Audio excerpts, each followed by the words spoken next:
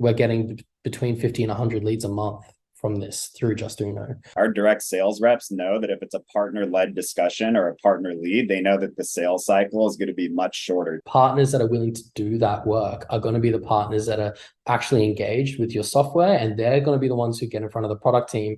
At the end of the day, what we're selling is time. Like, the client wants outcomes, but the product that we have to offer is ours. Sharing our solution. Welcome to Make Them Famous, the podcast about partner enablement. The only podcast to uncover both how partner teams enable their partners and how other department leaders enable their partner teams to achieve success. Welcome back to Make Them Famous, Partnership People. I'm your host, Alex Glenn. This is the only podcast about partnerships where you hear from both sides of the partnership equation. Today is no exception. I am interviewing Jason Anderson, Chief Operating Officer of Andzen, a top e-commerce lifecycle marketing agency, partnered with Justuno, Klaviyo, Loyalty Lion, and Shopify. They are based in Australia. That's important for later on. Joining this discussion is their partner, Derek Booth, Director of Strategic Partnerships at Justuno. These two are longtime user-first partners, but Derek has taken over their account and managed it for about a year now during one of the most important times to maintain close relationships with those great e-commerce partners, the COVID pandemic. In this episode, we talk about how their partnership came to be. It's something not enough teams do in practice. We also talk about what tech teams can do to spot more potential partners in their user base, how Justuno incentivizes CS teams and sales teams to get more agency service partners info on their calls. We hear some of Jason's favorite partnership routines and incentives, what Jason attributes Andzen's referral frequency success to, where do time, product, and scalability play into the equation. Jason gives us a few examples of when second-rate products won their attention, how to execute with product-led strategy, one of my favorites, the power of co-marketing, and then we end on Jason's 5 incentives to start and keep partners. This is one of those must-listen to episodes for both CEOs as well as product teams looking to succeed in channel solutions. I hope you enjoy, but as always, please take a few minutes to listen to 3 products that can help you incentivize, manage, maintain close partnerships with digital agencies. Enjoy. Well, we could not make this podcast famous without help from our sponsors. For sponsorship, we looked to 3 platforms that help you find, activate, enable, and manage your partner program. These 3 tools may be the only tools that you'll need to effectively run partnership. The tools in question are Reveal for account mapping and running co-selling operations, Partner Stack for scaling a multi-tiered commission-centric program, and Partner Hub for working closely day-to-day with MSPs, managed service providers. Partner Stack probably needs no introduction, They work with top tech companies like Monday.com, Unbounce, Intercom, and Webflow. And it's a company that we recommend when you are ready to scale your commission-centric, usually a multi-tiered partner program. Check out Partner Stack to scale partnerships. Reveal, again, when you're ready to really get into the revenue operation of partnerships, that means that you want to map accounts, see what the overlap is, see who I'm targeting that you're also targeting, see who I'm targeting that you're not targeting, and come up with a strategy to get those accounts into my pipeline, into your pipeline, and to build that pie, that bigger and bigger pie together. Oftentimes, you'll invite a partner to an account mapping solution that has a paywall too early, which is prohibitive for a lot of the target audiences that our partner programs are after, the digital agencies. If you invite them to Reveal, you can trust that they won't hit a paywall. There's 360 account mapping UI in Reveal for free, and it is at reveal.co. Finally, Partner Hub, again, it's a partner operations platform. Partnerships has a lot going on. Who's doing what at what stage in the partnership are the questions that many of my partner managers ask themselves. Partner Hub is here to solve for what are we doing with partnerships, who's doing what, where are our partners, and if we need to find more, are we able to go and shop for more partners? Partner Hub answers all of those questions with yes, and it is free. It's free for top tech companies like Apollo, AudioEye, Smith, Growbots, Recart, Customer.io, and it's free for digital agencies like Hawk Media, Trellis, Aptitude 8, Creative Trends. A lot of these tech companies and agencies use Partner Hub to find and align with each other. MSP, managed service provider, digital agency, as well as SaaS tech companies. So check it out, partnerhub.app. And again, thank you for listening. I'll let you get back to the show. All right, we're ready to go. So welcome to your first podcast, Derek. Derek's very first ever podcast, we just found out. So podcast virginity, we're taking that tonight. And Jason, welcome to the podcast. It's not your first, but it's your first time here. So let's do the intros real quick, if you don't mind. Jason, to cut you off, but go ahead and do the who you are, what's your company, maybe list out your 5 best tech partners. Perfect. Thanks, Alex. So yeah, my name is Jason. I'm the CEO at Andzen. We are a customer journey agency based in Australia, but with offices in the US as well. We focus on effectively any sort of one-to-one marketing channel that you might have with customers. So think email, SMS, your loyalty program, your reviews program, anything where you're trying to communicate with the customer directly to get them to take an action, ultimately convert in an e-commerce setting. So most of our top partners, we work very closely with Justuno, obviously. We work really closely with Klaviyo, Loyalty Line, and Akendo. And then a whole suite of, interesting apps that are very specialist at what they do, maybe around user-generated content or repurchasing, things like that. I love it. I love it. And your partner that you just mentioned, Derek, go ahead and introduce yourself. What's going on, everybody? I'm Derek. I'm the Director of Strategic Partnerships here at Justuno and Business Development. I know it's a very long-winded title, I guess you could say. Been with Justuno for about 4.5 years. Only been in partnerships for about a year now. But to give a little background on our company and what we do, what are we? We're an on-site conversion rate optimization platform. So simply put, think of us as like a digital sales assistant for your website. When you have, companies are spending tons of money on email marketing or outside advertisements or any marketing channels to drive visitors to their website. But a lot of companies don't think about what they're doing to convert that traffic on the website. We're really the experts on that front. How do we do that? We convert visitors through modules such as pop-ups, on-site banners, product recommendations, anything that you can think of that you can build into the back end of your website without having to recode your website. That's what we specialize in. And we've been in the space now for about the past, 10 plus years now. We were one of the first Shopify partners, one of the first big commerce partners, certified Shopify Plus. And, Andzen is obviously one of our biggest service partners, in addition to a few that you may have heard of, maybe Mute 6, Hawk Media, Smartbug Media, and a couple of others as well. So it's a little bit of background on us. Yeah, killer. And we've been trying to put this together for a while. So I'm glad it's finally happening. We're all in different time zones. Very different time zones than Jason here. So we had to get him to book early his time, late our time. But Jason, thank you so much for taking the time, man. Pleasure to meet you, and eager to get this going. Happy to be here. Yeah, so partnerships. Let's start with the genesis of your partnership with Justuno to lay the foundation for the talk, if you don't mind. How did it start? Yeah, sure. So it was a fairly similar story to what we've had with a lot of the softwares that we use, actually. So we started using Justuno probably around 2018, 2019.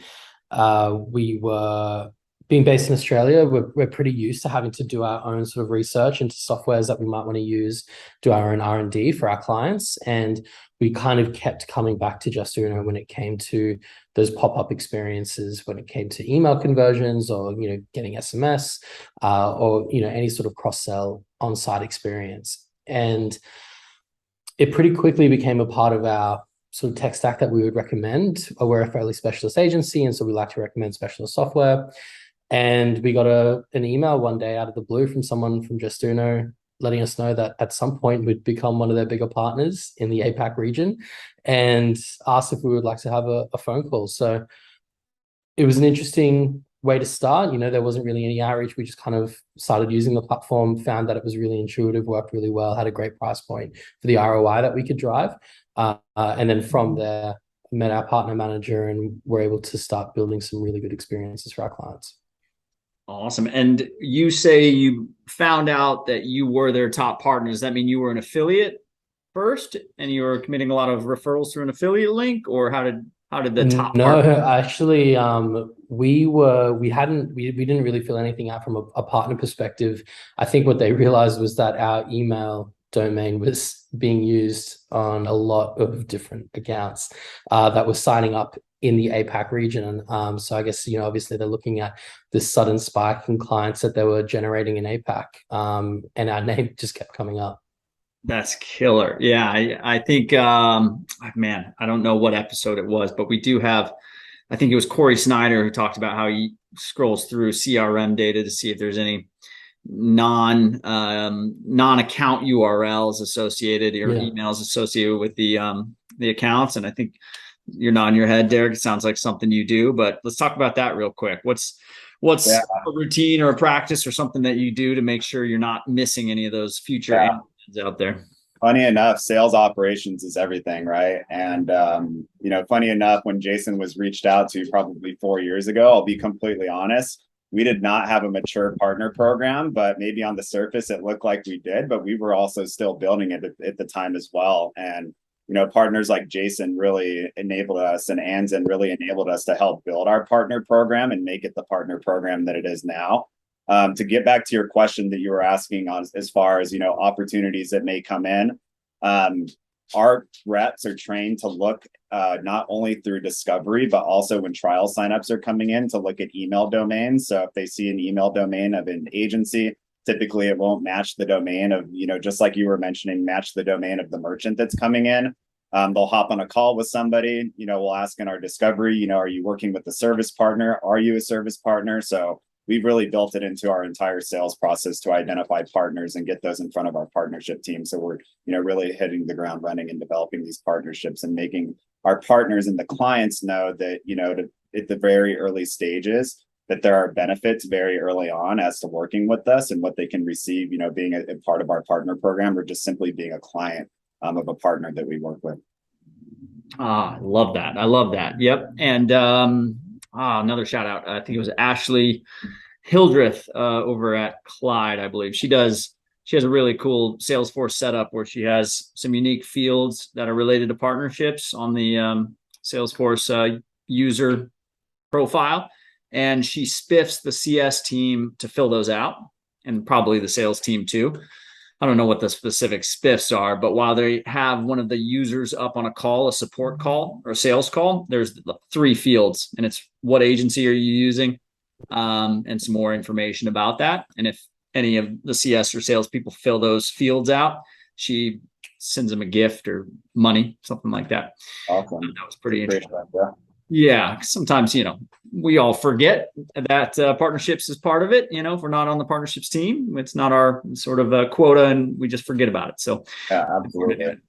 To kind of add on that too, Alex, one more thing that really stands out to me, we've never messed around with the spiffs before, but we've really ingrained into our culture here the importance of partnerships and just taking care of our partners. And at the end of the day, our direct sales reps know that if it's a partner-led discussion or a partner lead, they know that the sales cycle is going to be much shorter too, right? Because there's that established trust, there's that credibility. So like our reps definitely are incentivized to, identify partnerships early on. Oh, I love it. I love it. And on that note, Jason, are you guys, are you splitting off partnerships as a role at all? I know you're the chief operating officer. I don't know if you mentioned that in your intro. Yeah. So we don't actually have a dedicated sales partnerships position. It's usually been managed by our CRO.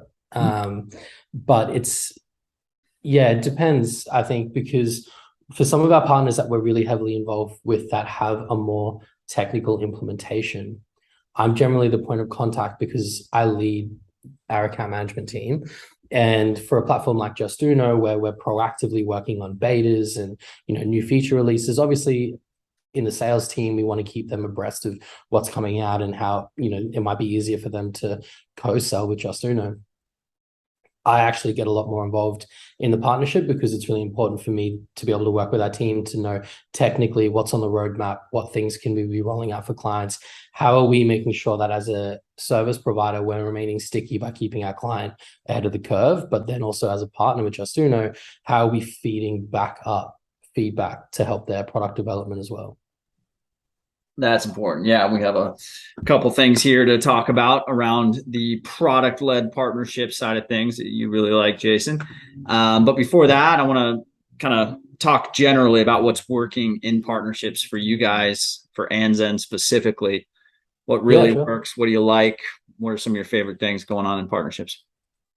Great. So we've got a bit of a two-pronged strategy when it comes to partnerships. Again, obviously being predominantly based in Australia, our US team is fairly small. A lot of what we do in Australia is very small, intimate, in-person events with a partner. So we like to call them masterclasses. We generally do a sort of a late lunch, end of day masterclass event. We try and do one a month with a different platform partner. And it'll be somewhere between 10 and 20 high value merchants. We're a fairly premium agency, so we like to be able to get maybe a dozen sort of high value merchants into a room and do across, intersperse between maybe a couple of courses of food and absolutely a couple of courses of wine, some really high level, not high level, actually I shouldn't say, some really in-depth strategies that are more advanced. So not the sort of stuff that you're getting if you just go to your regular Shopify meetup and someone's giving you basic advice around getting started, but going really deep with, say, a partner like Justuno and talking about how can you take it not just one step further, but maybe 4 or 5 steps further. Are you actually thinking about that ad campaign that you're running on Facebook to a very small segment of people that might appeal to this product? Do you have dedicated pop-ups that appear based on the UTM tag there? Or what are you doing if, a mobile session is idle for 2 days and then comes back online? How are you capturing that attention? So really going deep.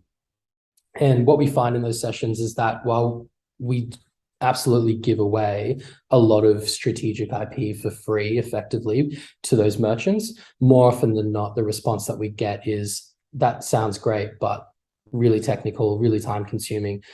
It's not going to fit into our BAU. How can we engage with you guys to get that work done? And that's a really great way for us to show our value to more premium merchants, where they're thinking, we don't need an agency because we've got a dedicated resource. Well, yeah, sure, that's fine, but that dedicated resource is probably busy with your day-to-day campaigns and just making sure that the wheels keep spinning, right? Who in that company is doing the R&D to say, let's use this new feature, let's get this new platform on board, let's get the incremental gains that we're missing out on.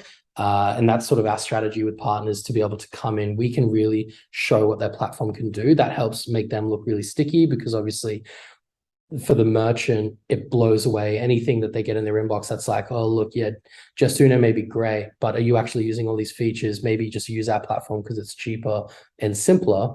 Well, they come to this masterclass, they see everything they're missing out on, and there's no way they're churning away for that more basic offering. And then for us, we get potentially the services implementation sale off the back of it as well. So everybody sort of wins. The merchant gets free, really in-depth strategy. The partner gets that extra bit of stickiness, and we potentially close some deals on the implementation. That's what we like to do locally.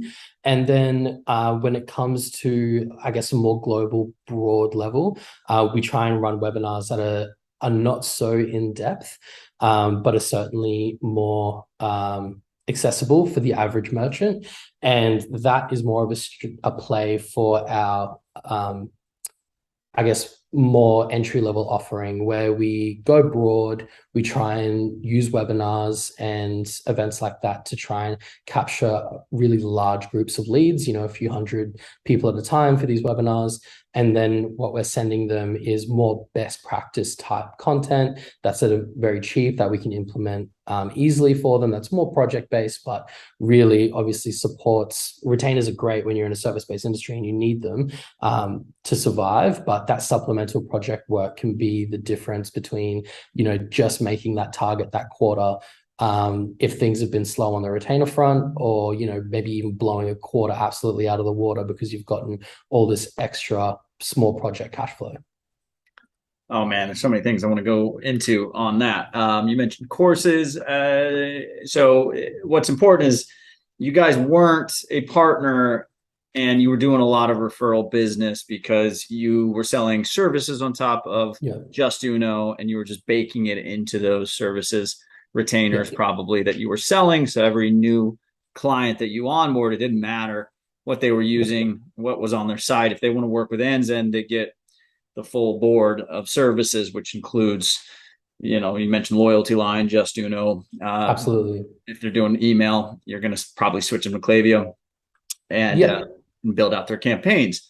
You're in it for the service-based revenue. So then the real question becomes, well, two questions there is like, you mentioned how much referral business you were doing, what you attribute that to, and then how can we help Derek do more enablement around what it is that you guys are doing that's causing that high frequency, right? So let's start there. And then I want to get into a little bit of the core strategy. And then we want to go into product-led partnership stuff and how Derek and other e-commerce tech can enable agencies like you to ramp those services, scale those services up around their technology. So back then, 4 years ago, what do you think you guys were doing to get a lot of referrals over to Justuno? How did that system work? So effectively, the way that it worked is that we were coming up with strategies that were very detailed, and that was a big part of our sell. Like I mentioned, we're a premium agency, right? And we generally work with larger merchants. So merchants would be coming to us already having all the basics in place and probably, hitting their basic benchmarks. And we're sort of coming to them to say, look, this is how you're going to get the extra 2 or 3% of your website visitors signed up to your mailing list. So this is how we're going to actually increase the conversion rate by 1%, which for these people a day, that might be tens of thousands of dollars a day more that they could be making in revenue. So what came with those strategies was the language around, you're coming to us because we're a specialist agency for doing this thing.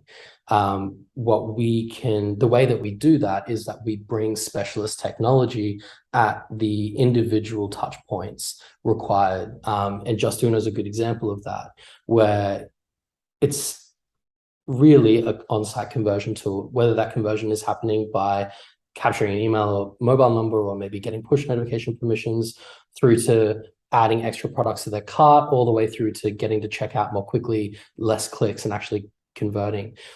So when we start talking to people about how we're going to do it and how we're going to use technology, it's very easy to explain to them that by bringing on a specialist software, you're going to be able to do a lot more advanced strategies than if you were just relying on, maybe your CRM tool that you picked initially because it was really feature rich, and maybe it seemed like an appealing option because it's cheaper to have a platform that has pop-ups and all these extra features built into the one platform. But ultimately the reality is that platform does not have the development team to be focused on enriching each one of those features at the same rate and making sure that it's really doing a killer job of every touch point. Whereas when you work with us, if you want a specialist, then we want you to work with specialist softwares that are just constantly releasing new product, new features to make what they do really good. But also when they do that, having a team that's working on the integrations with the next platform down the line, so that rich experience can just constantly roll through, maybe all the way back to your CRM. So you're capturing really personalized data. You're really understanding the customer. It's getting all the way into Klaviyo, where then you're recommending the perfect product at the perfect time, all of that sort of stuff. Yeah. So we can look at it like this. I mean, it was not luck. I mean, the product team did what they did, and you guys chose the tool based on the product, right? And then comes the partnership, and now it's you guys were doing this amount of business, and then Derek comes on. It's like, okay, well, we need to show that now that you have a project manager or partner manager, that you are going to do more, either bigger business, more frequency, or both, really. So then it's Derek comes in, he's got to align with you on what your strategies are. And then he's got to work with you on a number of things to get more business or more frequency from the Justuno accounts. Tiering up, that would equal more business. Frequency is just net new, accounts. So let's talk to Derek real quick about some of the things that happened when you came on and some of the ways that you quickly sort of looked at it through this lens, figured out an alignment, and then baked that into a series of steps and some strategy. And then we'll go back to Jason and hear kind of what really worked and what was great about that, and talk about some of the big wins if we have any, and then we'll go into the product conversation. There's really been a lot of building, I guess you could say, throughout the years, right? And when Jason's team first came to us at that time, I think that I had just started in e-commerce and I was brand new. But what I do know is that as it relates to our partnership, it's really interesting when you engage with partners, and partners are using your platform in a very advanced way that maybe you would only know the platform as. So you're kind of learning from your partners in a way too, when they come up with some of these strategic ideas and, implementations. But by the same token, correct me if I'm wrong here, Jason, but when you first came on as a partner, we were also enabling you to show you more efficient ways that you could use the platform as well, with how we knew how to use the platform. Now, in addition to that, with that feedback comes this feedback loop that, I know we're going to get into the topic of talking about product in a little bit, on like how you can improve your product, right? Like how can you make it more streamlined for Jason's team to show this advanced strategy, which, at the front, in the eyes of a consumer, it's a very advanced strategy, but Jason's team to be able to deploy that with scalability, right? And I think that, a lot of platforms that are out there are very, very powerful solutions, but they're not always scalable, right? And I think that when you work with partners, you realize how to make your solution a more scalable solution, which, opens us up for where we're at right now, right? Where we're, in beta with a product right now. Jason was talking about beta releases for products earlier, getting, sneak peeks into that. He was a huge, they were a major inspiration for the rebuilding of our entire platform to enable them to make their lives easier. So with that too, there's things that we do from a partnership standpoint too, to enable Jason's team that we built upon. Like when we first started off, we had partnership managers that were just wearing multiple hats, reference his name's Matt Bingham. He was a great guy. He was like one of our first partnership people, and he kind of built this from the ground up. But now we have an agency strategist that's like responsible for the Andzen account. That's just literally having, every single month we do an hour strategy session with him. And then he's just laying out different strategies and optimization tips. They have access to a Slack channel with us, right? Where, they're getting direct communication with us in collaboration to be able to knock out, client issues. And they're not having to rely on the normal support channels that like maybe a regular client has to rely on. And so we've learned a lot from like what Jason and his team needs over the years as well. And it hasn't been an easy thing to do, but it's also helped us, mature and have a much more mature partner program over here. But most importantly, they've been like a huge impact on like the development of our product to enable them to make their lives easier. Yeah. And I think everybody listening, it's a situation where we're kind of, everybody wants to know, what do I do? What do I do with a great agency that's already doing great work on our platform? Am I just there to answer the phone or answer the email when they need something? Or is there something I can go in and do more of, so that therefore Jason and Andzen can do more with my product? So 100%. Jason, let's talk about that, Jason. Talk to the teams out there that obviously are knocking on your door, want you to partner, but not even that. Talk to the teams that maybe you're just getting used to a product and you're starting to fit it into services. You're starting to fit it into retainers. Yeah. And obviously you all want more money, you and the partner team, you guys all want more revenue. What can I do as a partner manager of one of those tools to get you to produce more? What are some of the things that you suggest? For sure. At the end of the day, what we're selling is time. Like, the client wants outcomes, but the product that we have to offer is ours. And it might seem counterintuitive, but what is important to us is that when we're choosing a platform to partner with, that we can implement that platform effectively, which doesn't sound right? You might think a partner saying, well, I sell time. The longer it takes to implement your platform, the more time I can sell, the better that is for me. But that's not really the case, because what that means is that if it takes more time, then I need to get more results to generate ROI. And that sometimes that scale isn't going to line up. I can't just spend an extra 2 hours implementing your software and necessarily get 2 more hours out of the effectiveness if the features and the product aren't actually going to do that natively. So one thing that we worked on with Justuno early was that being based in Australia, particularly back then, we didn't have our US office. Most of our clients were Australian. And if you're an e-commerce merchant in Australia and you want to get scalability, you have to expand to the US or to the UK, which means opening a second Shopify store, which means a second Klaviyo account. And most people in e-commerce would know, it basically means that you need a second installation or environment for basically every app that you have.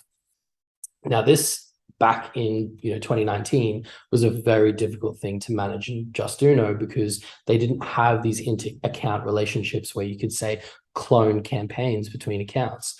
So what it meant was that when we were selling to clients that had multi-region, the cost of implementing Justuno was double, sometimes triple or more if they had 3 or 4 or more stores. And that didn't necessarily come with improved ROI for those merchants. So that's actually a handicap for us. It's made it much more difficult for us to sell because that feature wasn't available. We worked with Justuno. We managed to get a feature built out where you could then, I think initially the stopgap was like we could download a campaign and then upload it into another account. And, that sped things up a little bit. And then they progressed that feature and they had parent and child account features. And then suddenly you could build in a parent account and deploy campaigns to child accounts. And over the years, that has gotten more and more efficient, when now, when we're talking to a client who might have 4 stores, it's maybe only an extra 45 minutes worth of billable work to deploy it across as many stores as you want. Whereas 4 years ago, that might have been an extra 4 hours per account. So suddenly scalability is incredibly cheap for us to achieve.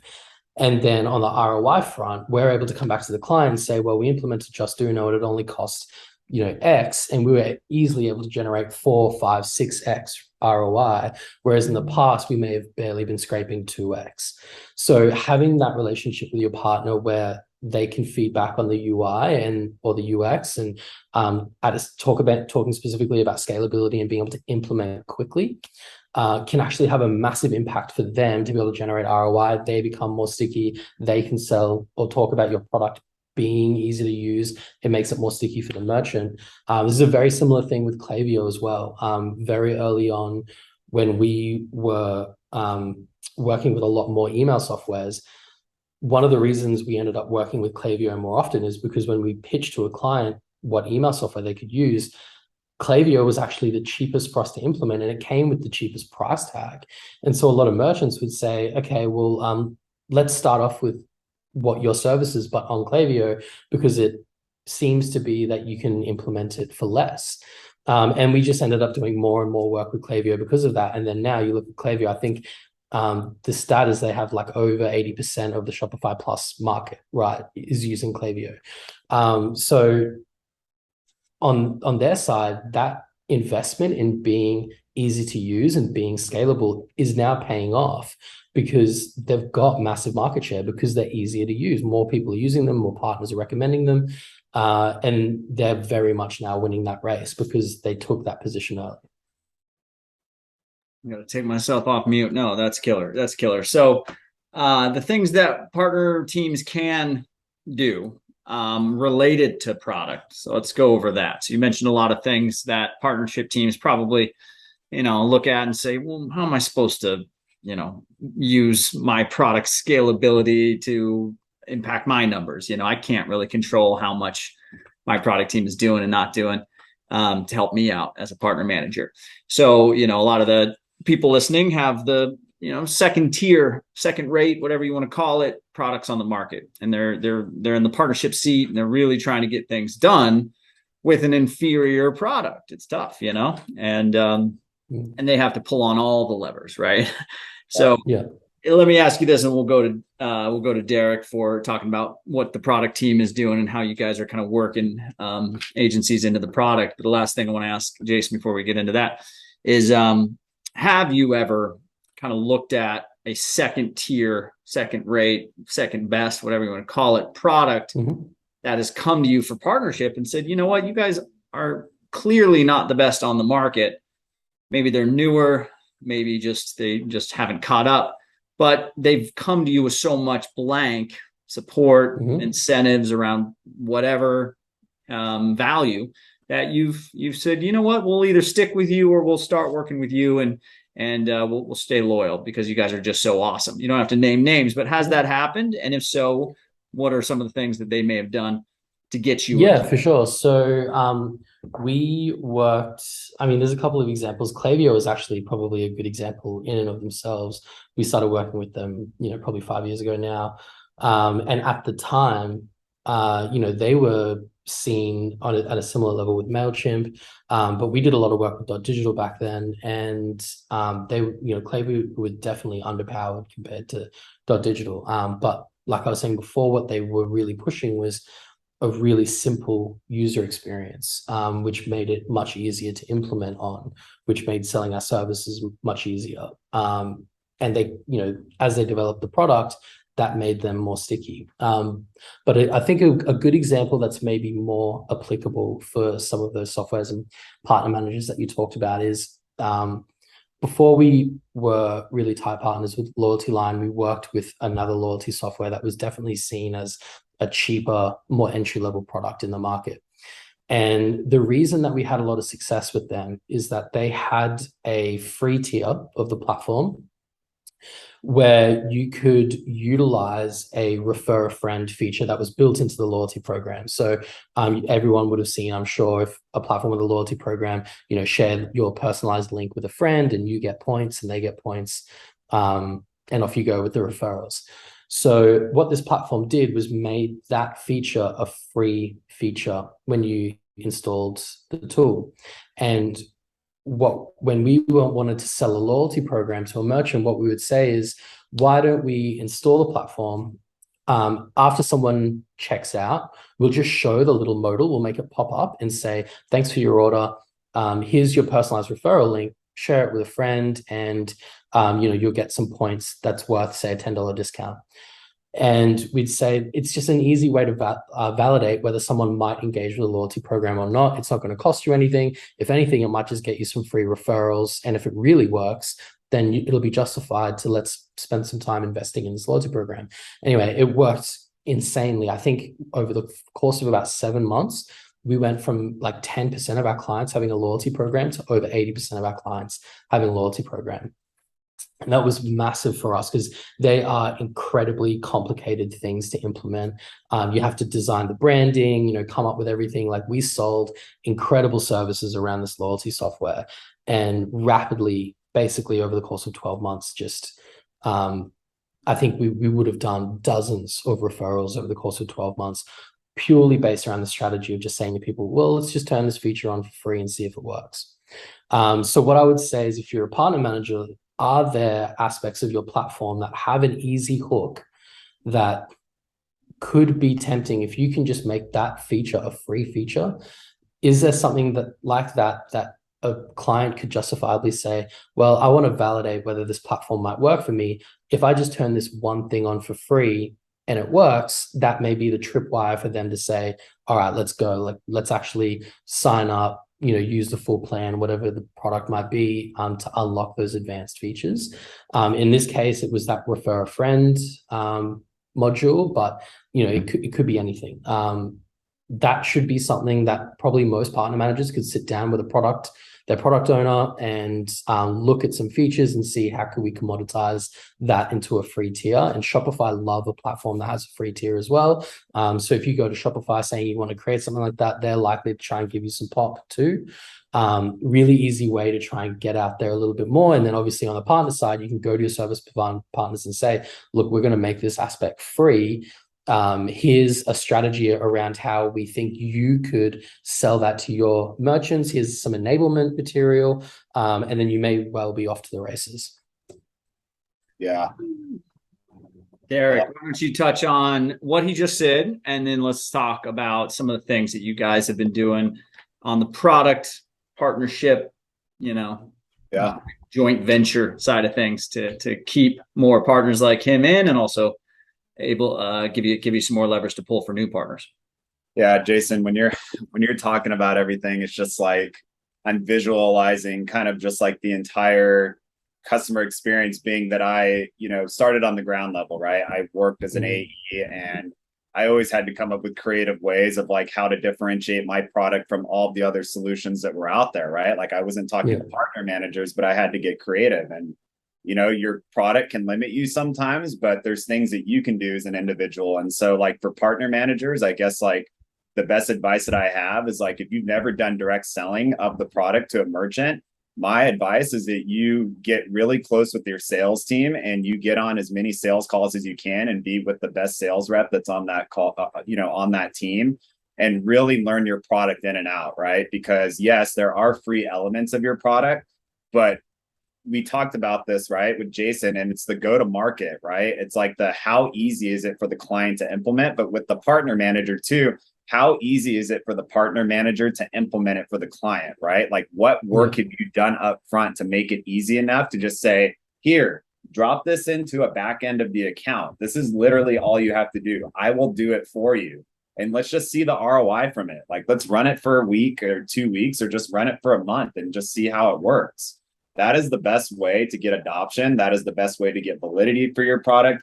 Even if you do have a second tier product, what I can tell you is that if you're going out of your way to do something like that versus just having a whole entire feature slide deck, just explaining how your product is better or just trying to pitch them on something else, that's going to work the best.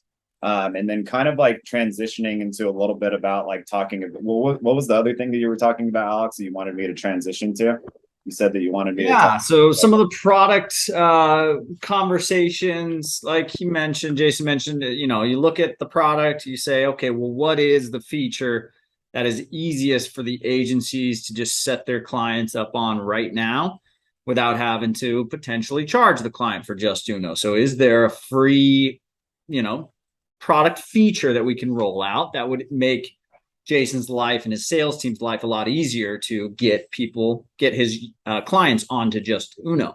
Yeah, 100%. So like if you're thinking about it in terms of the Justuno relationship with Andzen, and the tech stack in general, like most people think of Justuno, even though we're an advanced conversion rate optimization platform, they think of us as a supercharger to like what they're doing with their email and their SMS provider, right? So it's like most of the pushback from a client is going to be like, I already have the ability to collect emails through Klaviyo. Like, why would I use a solution like Justuno? So how do you get around that? We have a 2-week free trial, and our reps have the ability to extend trials as well. So I know that we've done it in the past before with Jason's team, where we've extended the trial from time to time with some of their merchants, and we've enabled them to test it out against the native form builder with Klaviyo. And again, there's no competitive overlap with Klaviyo. Klaviyo is one of our biggest partners, but Jason talked earlier about just like being a specialist in something. Klaviyo is a specialist in email marketing automation. We are the specialist in on-site conversion optimization and building your list. So what do? You run our experience side by side with something that you're running in through Klaviyo. And a simple test that you can run is, most people through Klaviyo are just going to set up a new visitor offer to every single visitor that's coming to the website. Why not set up a new visitor lead capture for new visitors that are coming to the site organically, and a new visitor lead capture for those that are coming in through paid ads? Change up the incentive a little bit and just test that and run that for a month. Split test it, see how you get better results. And most of the time, if you're doing something like that, you're going to get better results out of it. It doesn't always end up happening, but for a lot of the time, if you're doing things like that, it's gonna, be something that you can prove out ROI with without the client having to pay for it. And then they get some free emails and some SMS numbers out of it at the very least. Okay. I love this. I love this. So I'm clicking around your site, Jason. So let's go through a few options here. Let's just do this. So we'll create a little clip for YouTube. So this is your site. I'm sure you recognize it, Jason. Yep. And I was looking at Justuno templates. I was searching some keywords, and I find this 4 types of pop-ups to create with Justuno. So this is co-marketing 101. Andzen sells a service on top of Justuno. It's in their best interest to talk about Justuno on their blog, give their sales team somewhere to point when someone asks about conversion rate optimization. And then, maybe your client goes and signs up for Justuno and comes back. But either way, it's a win for you guys. But then in this, you want to go a little deeper than this, and you want to, as Justuno, speaking towards Justuno, you want to give Andzen something to link to on your website that is not just your homepage, but something that has Andzen's logo and information, and maybe hopefully a use case. So when they link here, this may be whatever it is. I didn't take time to read it, but whether it's linked from this page back to Justuno or a direct link to Justuno, what you want to give Andzen, and I'm sure you guys have it. If you have it, send me a link, Derek. But something like this, where the product team gets with the partnership teams and they say, you know what, we want to drive more referral business from Andzen and partners like Andzen, but them just sending their clients a tracked referral link doesn't really look good, and they forget where that link is, and maybe they just don't like that biased nature of an affiliate tracking link, so they don't use it, period. And some don't. We need to give them something. So this is just a template on DataBox's site that is built by Impact Agency, and DataBox creates the landing page that allows Impact to show their thought leadership and expertise in both DataBox as a product, but also this HubSpot tracking dashboard, whatever it is. And DataBox includes a backlink, a do follow backlink. It includes their icon, their logo, but their icon. And then if I onboard into DataBox through this template, attribution for the referral is automatically tracked.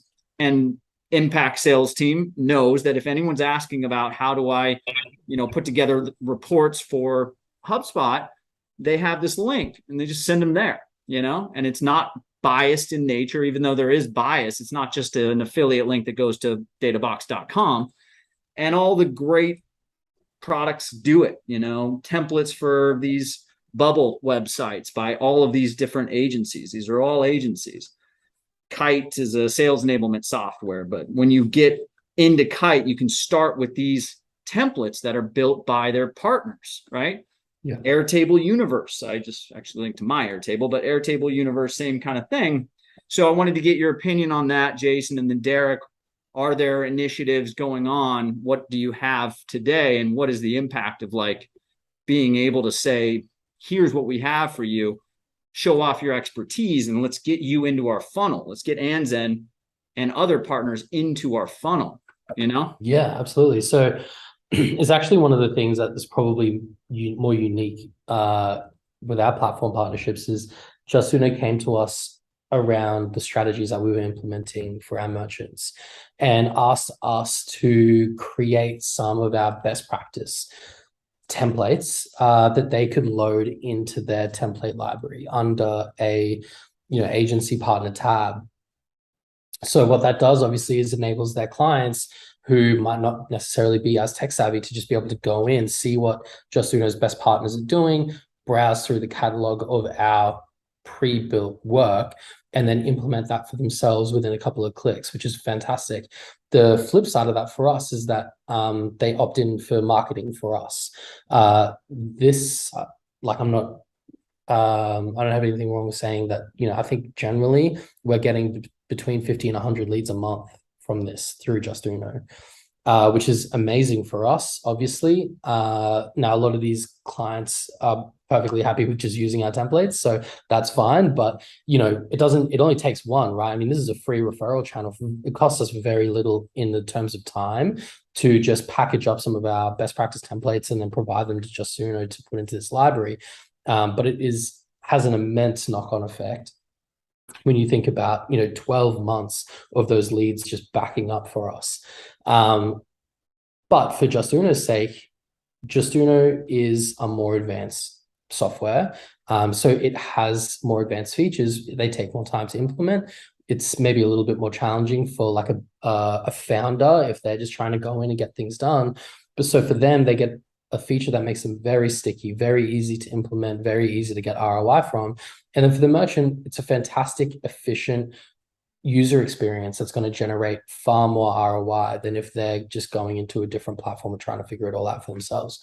So everybody wins. And for us, it's been, like I said, a fairly unique experience where we've had a platform that's given us that level of access to merchants, and then vice versa, given its customers, the merchants, that level of access to a partner, rather than just having a sort of a partner directory. I'd say that's probably been one of the best initiatives that we've had.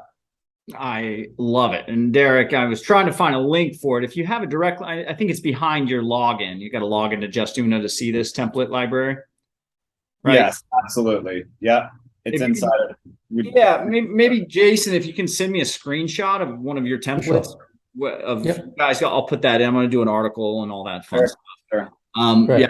But what I did find, I think this is just still valuable and interesting. I saw a lot of PR about the template library on, those typical PR web sites, and you guys have a do follow backlink and all of it. So I think, I think this just goes right to your website, I think. Yeah. Yeah. So, I mean, stuff like this, I mean, I'll tell you this, and I want your thoughts on it. Product teams, obviously they've got their heads on the roadmap, and it's hard to get a product manager or the head of product to do a big initiative for partnerships. It's probably really tough. I'm not in a SaaS company that has to deal with this, but I've heard the stories and it is tough. But one of the things I tell my SaaS companies is like, yes, the product side is the holy grail. You want to have what Justuno has in the template library where they can mention Andzen and other top agencies and give that as an incentive to get to that top tier.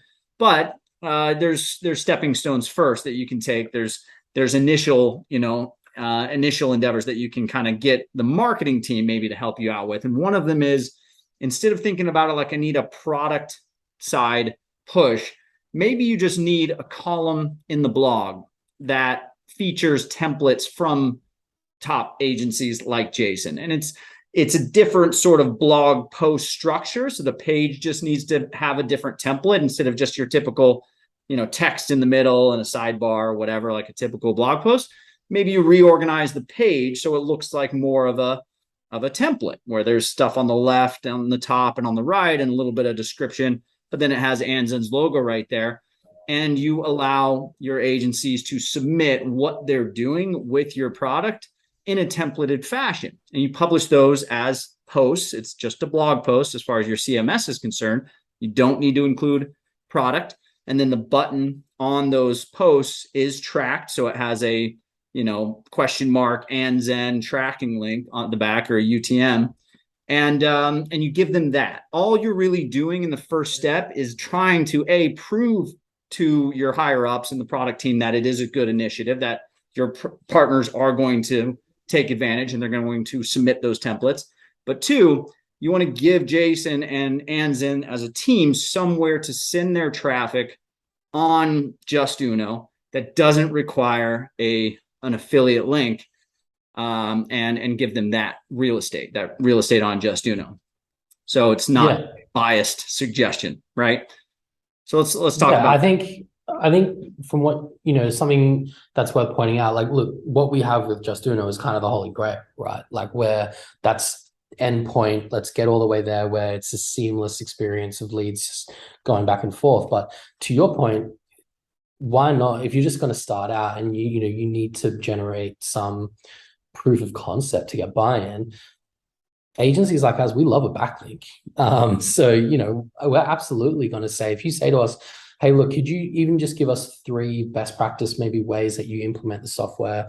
Doesn't have to be your advanced secret sauce, but can we just get you as a third party to put something together that can be literally a how-to guide, and maybe even record a video that we can add? All this stuff is very SEO rich content that can go onto a page with a good backlink. And, if you're working to craft that so that it's hitting those keywords that you might be looking for, X platform to solve Y problem, you might be creating as a platform a great ranking page for you. And as an incentive for your partner, a great backlink for them. But also, it gives you an opportunity to maybe put some feelers out to your partners and pretty quickly identify who in my partner network is really here and hungry and willing to go the extra mile, put that content together, have conversations about my platform. It might help you start to identify who the people are that you may want to then later put in front of your product team, because those partners that are willing to do that work are going to be the partners that are actually engaged with your software, and they're going to be the ones who get in front of the product team. And those people being advocates are going to be the people that are going to get your product team on side, because they're, the product team is going to be able to relate to them and see, okay, these people like what I've built.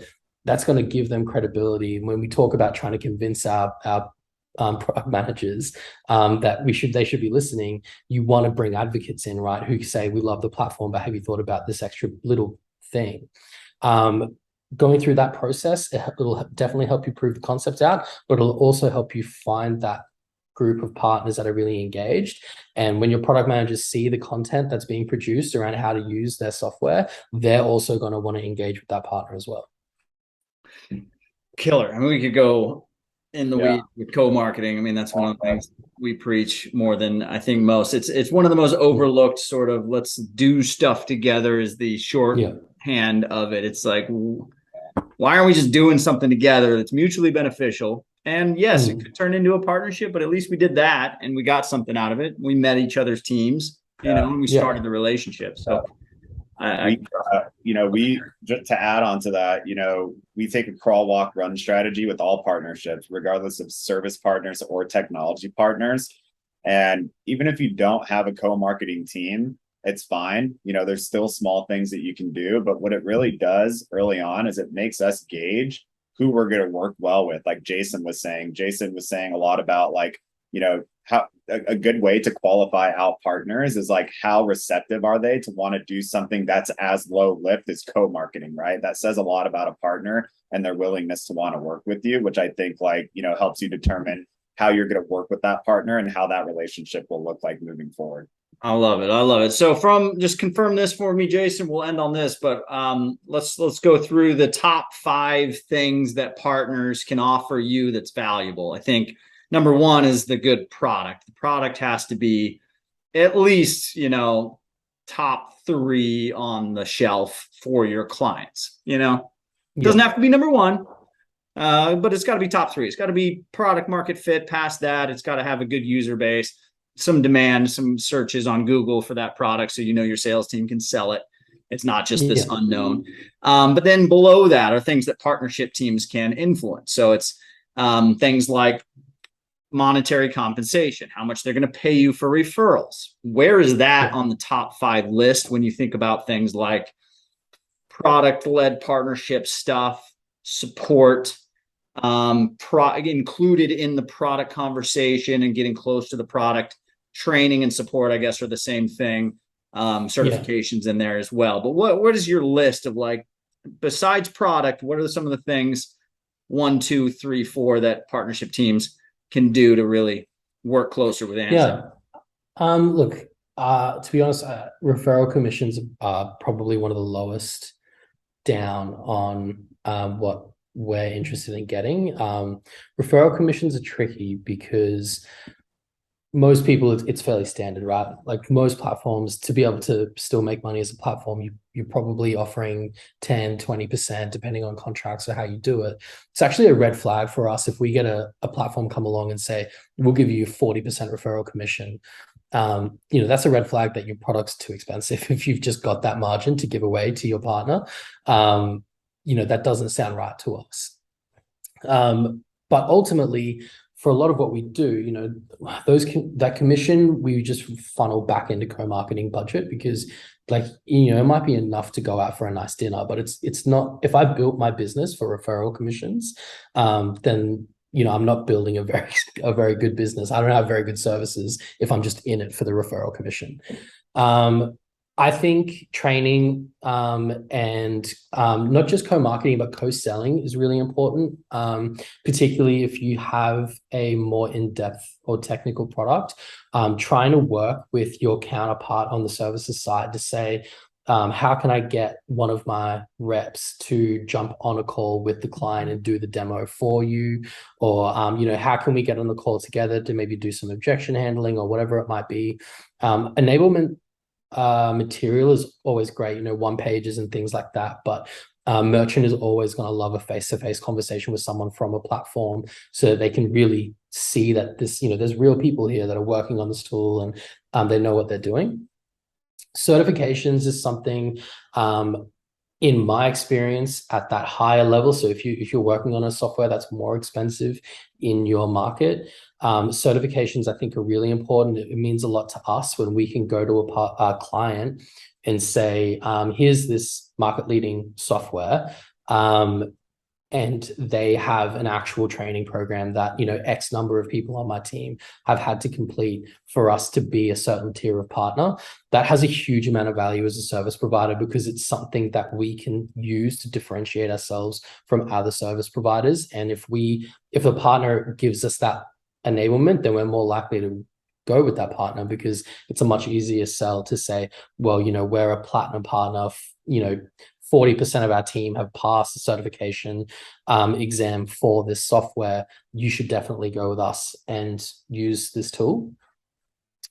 Another thing I think is regular communication. So definitely our best partner relationships are partners where we have a monthly whip, and having those whips be structured as well, like not ad hoc, actually having an agenda, which is not a difficult thing to set up, you know, even if it's just a Google Doc that has, you know, broken down into 3 10-minute sections of, you know, let's just catch up and chat for the first 10 minutes, second 10 minutes, let's go through.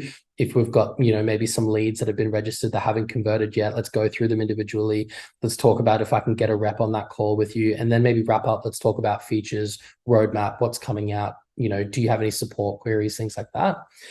And then I would say in region is important to us. It may not, you know, be as applicable to everyone listening, but when a platform offers in region support hours, it can be very important in regions like Australia or New Zealand or Singapore or Hong Kong. These are all fairly big markets for software, but we're often fairly underserviced when it comes to support.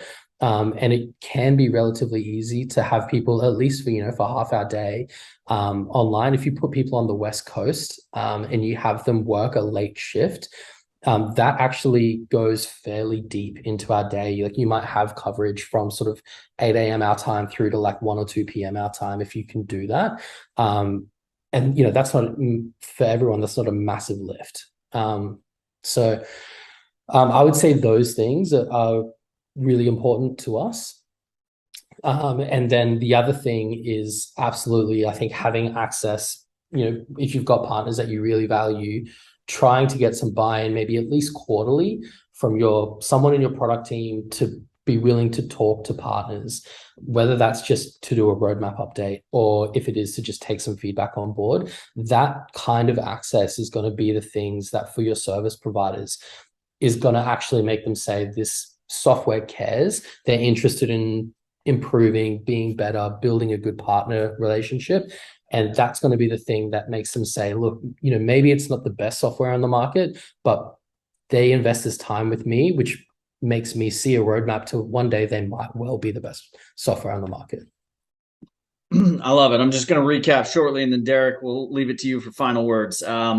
Jason's tech partner incentives rated most important to least. Number 1, co-marketing and co-selling. Number 2, training and certifications. Number 3, communication. That's just organization and constant communication. In-region support, kind of under communication, but specifically for you guys and any APAC agencies out there. Well, it helps you sell to a merchant as well. If the service provider is going to potentially be hands-off at any point, then that merchant is going to want to know that they can reach out to someone at the platform as well if they need to. Killer. And then getting the product team engaged with your agency partners is very valuable for those savvier agencies. Implementation solution partners, probably a necessity. And then at the very bottom, commissions. Use it to buy the team dinner every once in a while, but not going to make or break the partnership, not going to change. Yeah, I mean, like I said, those masterclasses I talked about early on, basically all of that commission just goes back into running those events, which isn't not valuable. But, I don't think you need to sit there and think, oh, man, let's squeeze the margin as much as we can and to offer an extra 10% in referral commission. I don't think that that's going to move the needle as much as some of those other things. Yeah, and it's like this. I always tell the partner teams, if you started giving them commission, you asked them if it's cool if you take it away. Of course, they're going to be like, no, it's part of my budget and it's used to pay this over here. So no. But if you go into a new partnership and you just say, listen, we don't pay commissions, we offer discounts.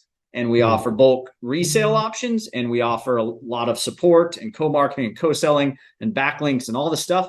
They're going to be like, you're right. Yeah, I don't know why I asked that. I feel stupid for asking. Let's go into partnership. It won't be a conversation.